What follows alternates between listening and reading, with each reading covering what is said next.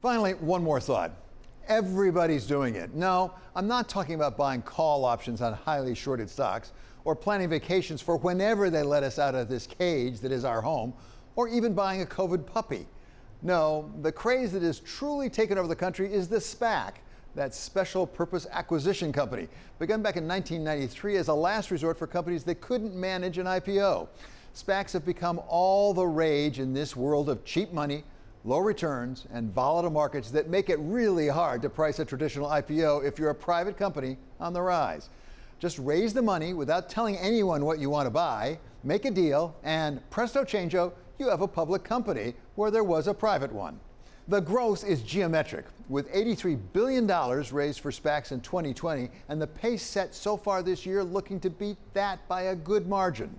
I think we are at a point where we've got more supply of SPACs than we do of companies that really would rationally merge into them.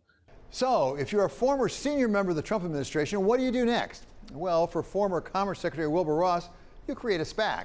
And whom do you bring in to help you run it? Former director of the National Economic Council, Larry Kudlow. They've announced plans to raise $345 million for their new SPAC. They haven't said what sectors they'll be looking at, although Mr. Ross has always expressed interest in the privatization of space. And Mr. Kudlow, as we know, knows the media rather well. But in the end, maybe the price is right for a big private leisure and hospitality group, something like maybe the Trump Organization.